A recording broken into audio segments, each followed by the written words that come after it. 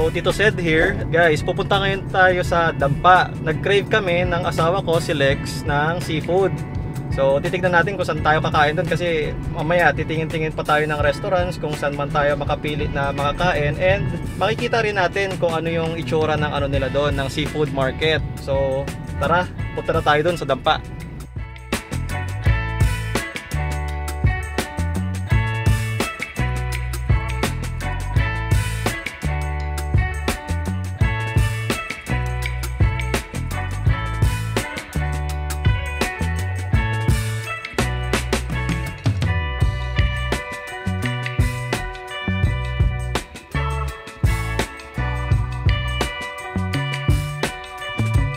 Yan, so nandito na kami sa may Dampa and sobrang init dito sa labas, napakataas ng araw. Mga alas 11 pa lang naman, pero yun, nag-ikot-ikot na kami doon sa may area ng seafood market. Doon sa yung pupuntahan namin, napili namin siya kasi medyo Chinese yung vibes. Chinese restaurant yung vibes, pangalan niya is yung Great Emperor Restaurant. So tara, puntahan na natin yung Great Emperor Restaurant. Yan, pupunta na kami sa loob ng Great Emperor Restaurant. Ito na siya. Tara, pasok tayo sa loob ng Great Emperor Restaurant.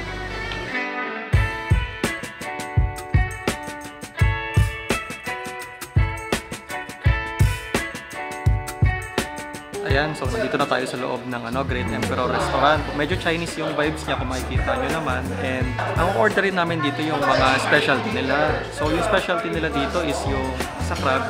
Yung specialty is yung crab with salted egg. Sunod din na isa pang crab is yung Singapore chili crab. And then yung next na itatry natin is yung prawn. Tatlo yung itatry kasi natin na prawn. So tatlong luto, yung steam with garlic, and then yung fried with salt and pepper, and then yung yung tempura. So tatlo yun, deep fried, tapos fried, and then yung steam nila. Next natin yung yung squid nila. So classic yung itatry natin na naluto ng squid, which is yung adobong pusit nila. And then yung shells nila, ang itatry natin doon yung baked scallops nila. Hindi lang naman scallops ang binili, pero yun yung specialty nila. So try natin yung baked scallops nila. Yan, so lahat na orderin natin dito mga kalahating kilo lang kasi kung mapapansin nyo, ang dami ng order namin. Hindi naman namin maubos yung tig 1 kilo. So yung tigo 1/2 kilo, feeling ko sapat naman kaya namin maubos. Hopefully maubos nga talaga namin siya. Sit tight, relax, and then hintay muna natin yung yung orders natin.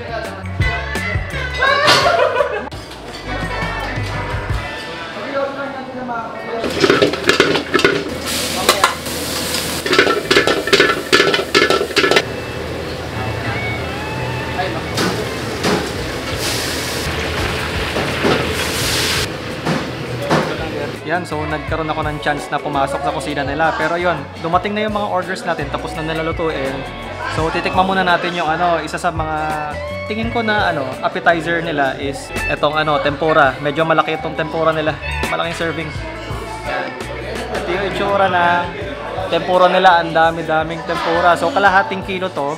So may may technique silang ginagawa yung paghango-hango dun sa may kaldero. Nagbabubbles yung oil habang ginagawa ng chef. So hindi ko alam kung ano yung tawag doon. So mas nagkumapit yung yung mga crumbs dito sa sa tempura. So tikman muna natin yung tempura kasama yung tempura sauce nila. Ito na. Sausaw natin.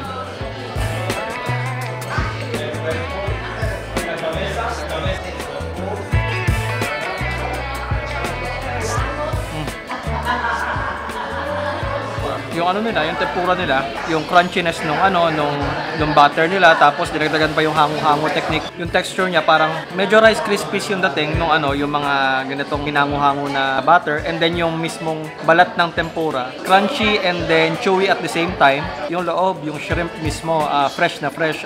May onting seafoody taste kasi nga shrimp siya, may salty flavor. And then yung sauce niya, may pagka-umami and slight sweetness dun sa sa sauce niya. So overall, itong nila, tempura, swak na swak to pang appetizer. Tsaka kung mahilig kayo sa sa tempura, must try yung tempura nila dito sa sa Great Emperor Restaurant. Yan, sunod naman natin yung nila, yung baked scallops. Ito yung itsura ng baked scallops nila. Kanina kung makikita nyo, paano nilabas sa oven, melted na yung cheese. And napaka-juicy ng itsura ng scallops. So kuha tayo ng isa. Yan. Yung Yung isang scallops, kuha tayo ng yan. Medyo ma-cheesy, tsaka buttery. Kunin natin, kutsarain natin ha. Yan. Yan yung itsura ng ano, yung scallops nila up close. Subukan natin.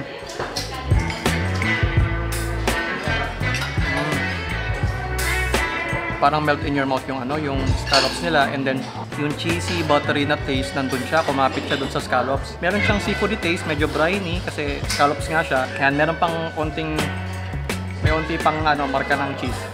Kutkutin pa natin. Medyo masarap eh. So overall, itong ano, scallops nila, must try din. Yung pagka-bake niya, sakto lang, hindi siya overcooked. Tapos yung mismong scallops, yun nga, hindi siya chewy, hindi siya yung chewy na matigas. Melt in your mouth yung feel. Itatry na namin yung ano, shrimp nila na steamed with garlic. So hindi ko na siya iangat kasi medyo masabaw siya, baka matapon. So papakita ko na lang on cam yan, makikita nyo. So itong ano nila, steamed with garlic, naka-ready na siya, naka-garnish na siya ng ano, ng mga garlic talaga on top. Tapos naka-plating siya ng maayos na nakabukas yung mga shrimp. And then pinasok sa ano, sa oven. So after ilang minutes, nilabas na nila. Talagang ano, nag-spread out more at saka nag-orange yung shrimp nung naluto na. So tikpan na natin yung isa dito sa may harapan. Na nanghihinayang ako kasi sisirain ko kasi yung ano, sisirain ko kasi yung ano, yung plating niya. Ito yung itsura. Yan. Ayan yung pagkakakuha ng ano, ng shrimp na steamed with garlic. Ito yung itsura niya sa cam. Yan. Naka-spread out na dalawa, parang dalawang legs to. Ayan, parang butterfly cut, whatever, hindi ko alam kung anong tawag. Pero ang importante naman dito is yung lasa niya. Tikman na natin yung isa. Ayan, try ko muna tong subuin yung ano, yung laman.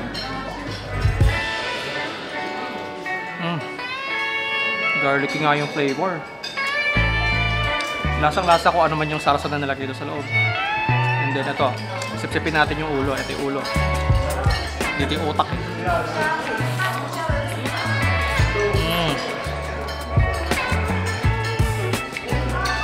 Grabe, sulit na sulit yung pagkakasipsip ko dun sa, ano, sa ulo.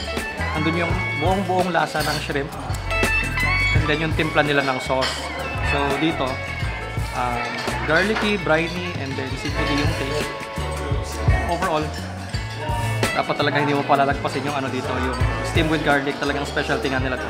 After ng shrimp, medyo marami-rami pang seafood yung kakainin namin. Sunod natin tong ano, Singapore chili crab. Ito yung itsura ng Singapore chili crab niya. Akit ko sa ano, sa camera, hopefully di matapon. Yan.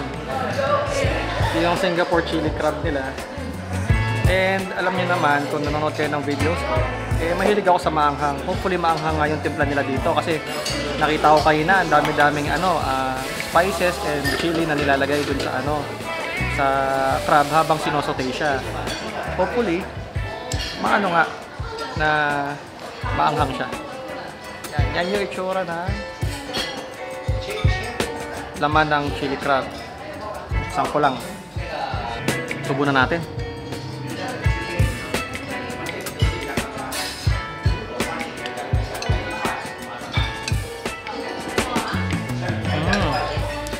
Grabe yung lasa ng ano, chili crab. Unang kagat, manamis-namis siya, tapos seafood yung taste, medyo briny. And then nandun pa rin yung lasang umami ng crab. Yung ano, yung anghang. Yung unang kagat wala yung anghang, pero nung mga tumagal-tagal medyo ano na, nandun na yung level ng anghang na gusto kong ma-achieve. Pasado na sa ano, sa anghang ni Tito Sed. So overall, itong ano, crab, medyo malaman yung ano, yung binigay nila sa amin na crab. Yun, malaman siya and malasa, kumapit yung sauce dun sa ano, sa mismong crab sa loob na laman. Yan, kitang-kita yung ano, yung threads ng crab meat dun sa ano, sa mismong laman. Ito medyo claw pa kasi, claw yung kinuha ko na ano na part eh. Try naman natin yung ibang part, yung mismong main shell niya sa gitna. Yan, ito yung shell niya sa gitna. Para medyo mas ano natin, ramdam natin yung pinaka-crab. Yan, kutkutin ko to. Yan, kutkutin ko yung loob.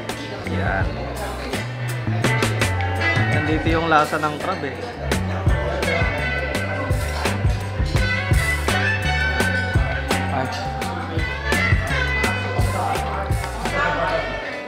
Grabe yung cholesterol nun. Yan, nasimot ko na yun. Wala na laman yung gitna. Solve na solve yung ano, yung crab nila. Yung crab nila, fresh na fresh. Lasa mo talaga yung ano, yung pagka-seafood din ng ano, ng crab. Yan, susunod ko naman dito yung ano, yung adobong pusit nila. Iangat ko lang sa camera. Ito yung isang serving nila na adobong pusit na kalahating kilo. Ang dami-dami ng serving. Ayan. Ayan, niluluto siya kanina na ano, na initially nagisa-gisa muna, tapos yung mga nilagay na ano, herbs and spices, madami rin, and then yung mismong squid ink, makikita mo unti-unting ano, bumubula yung mixture, pero yung squid ink unti-unti rin na ano na nag-i-spread. Nakuha niya na yung ano, yung itsura talaga ng ano, adobong pusit na alam naman natin na itsura usually ng adobong pusit.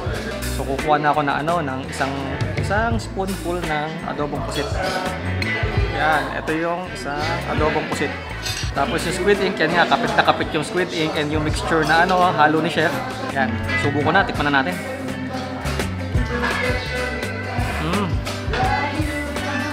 Wow, yung squid, ano siya, hindi siya rubber yung texture. Pag inuya mo siya, unti-unti siyang ano, nadudurog. Tapos, yung lasa ng ano, adobong pusit nila, yung mismong lasang ng sauce, lasang adobo siya na more on the maasim side. Maasim meaning ma-vinegar ng konti yung ano, yung timpla nila, and hindi siya maalat. Yung toyo hindi mo masyadong ramdam. May saltiness na onte, pero yung saltiness niya saktong-sakto lang para sa ano, lasa ng adobo. May onting spice may onting anghang na onte, maliit lang naman. Medyo peppery yung taste. Meron pa pala siyang ano, hinalo na ginger, so nagbawas lang sa yung ginger kasi hindi rin malansa yung mismong squid kapag kinakain mo. Yung ano, yung juices ng mismong squid, habang tumatagal, nag-excrete talaga siya. So yung lasa ng squid, lasang-lasa mo overall dito sa dish ng ano, adobong pusit nila. Ay, nakalimutan ko pala, meron silang ano, kanin na sinerve. Lagyan na lang natin ng onting ano, lagyan na lang natin ng onting adobong pusit para may ano, may ulam tayo. Yan.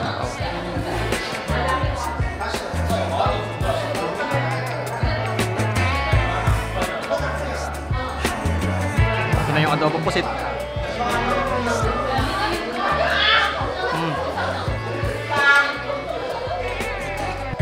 Very nice yung adobong pusit kasama yung kanin. Dapat may kasamang kanin kasi sanay naman talaga tayo na inuulam yung adobong pusit. So kapag gusto niyo ng ano, Filipino classic, meron sila dito na ano, adobong pusit. Talagang ano, solid na solid yung adobong pusit nila. Yan, next na natin yung ano, yung shrimp nila na ano, fried salt and pepper. Pero nagtataka ako kasi yung itsura ng ano nila, fried salt and pepper, meron siyang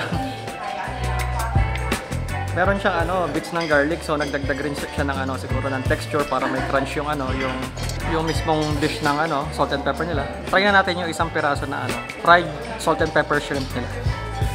Kuha tayo isa. Yan, ito yung itsura ng ano, ng salt and pepper nila.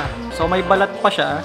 Tatanggalin muna natin yung balat kasi nakabukas na rin pala siya dito sa ano, sa ilalim. So naka-cut na siya sa gitna para mas madali siyang kunin. Yan, sa bilis kunin ng ano, isang buo. Yan. Ito na yung ano, ito na yung itsura ng ano, wala nang balat. Subo na natin.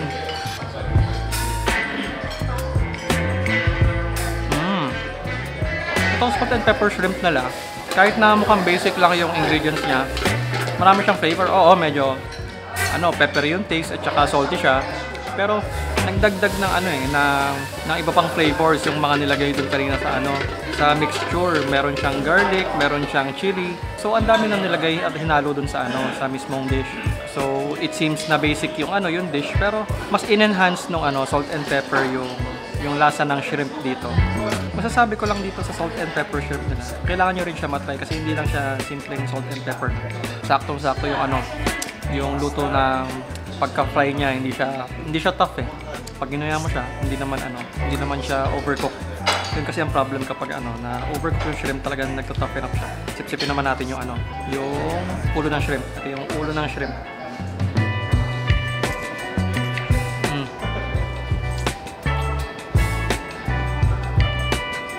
Solid na solid yung ano nila, salt and pepper shrimp. So ito naman yung last dish na titikman natin, yung medyo kakaiba naman, yung salted egg na crab. So ito yung itsura ng salted egg na crab nila. Yan. Laki dami, kahit kalahating kilo lang, ganito na pala siya karami. So medyo yellowish yung ano, yung tint ng kulay ng ano, salted egg. So, kitang-kita naman na kanina, habang niluluto siya, separate yung butter, separate yung oil, then meron siyang mixture ng salted egg. So, overall, excited din ako tikman siya. Kuha na tayo ng isang piraso. Galing sa klo. Crack lang natin, medyo medyo buo pa siya. Yan, medyo juicy pa yung yung itsura ng salted egg. Yan. Binuksan ko. So yan, grabe.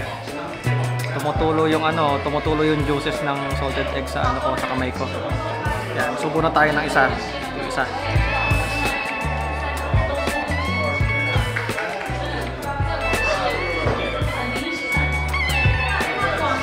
Grabe. Solid yung yung lasa ng salted egg nila. Buong buo yung lasa ng crab, pero overall nag-complement yung lasa ng salted egg. So salty and then umami. Hindi naman siya ganoon kaalat, pero yung lasa kasi ng salted egg, alam mo na eh. Hindi ko lang siya ma-describe sa mga hindi pa nakakatikim ng salted egg. Pero yung lasa ng salted egg niya, purong salted egg. Hindi siya yung yung parang pack lang ng salted egg na mix. Feeling ko ginawa nila to from scratch. Kung makikita nyo naman, hinango siya sa wok ng kasama yung crab. Buttery na salty pa yung flavor. So overall, nagdagdag talaga to na medyo makasalanan na feel kasi may cholesterol na nga yung crab, tapos may salted egg and mabuttery pa yung yung mismong dish. So ang sarap ng salted egg nila. Tamang-tama na hinuli ko siya kasi feeling ko mapaparami yung kain ko dito sa salted egg nila. Kaya natin try ko yung Singaporean chili crab, yung main shell. Ito, try naman natin yung yung nasa gitna ng salted egg crab. Yan, kutsarain natin. Yan, kutsarain natin.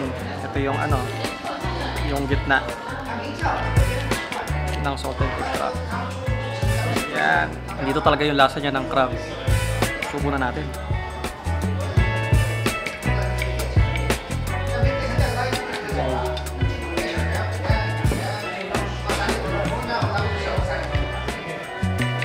Nakahawak lang ako sa batok ko, medyo medyo delikado, pero ang sarap ng salted egg.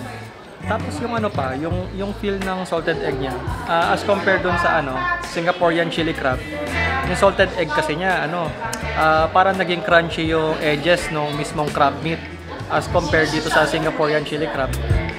Yung luto niya kasi parang sinimmer ng saglit dito sa salted egg, medyo may crunchy feel yung texture ng crab meat. Pag pupunta kayo dito sa My Great Emperor Restaurant, dapat hindi nyo palagpasin na hindi nyo matitikman yung yung timpla nila ng salted egg crab. Yan, for dessert, kasi ang dami na natin nakain na na seafood, so ang dami ng halo-halo na nasa sa dila natin. Meron pala silang special na leche flan na sinaserve dito. So yun na lang ang dessert natin. So ito itsura. Ito yung itsura na isang serving ng leche flan nila. Try na natin humiwa ng isa.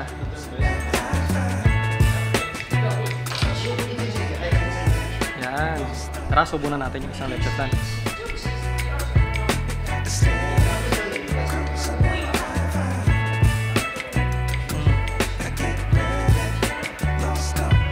Solid yung leche flan nila kasi hindi siya gano'n katamis, tapos custardy yung feeling, creamy and custardy.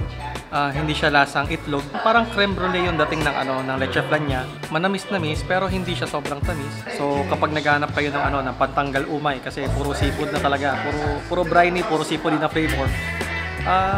Tikman niyo yung nila, yung leche flan nila. Solid naman siya, around 250 pesos.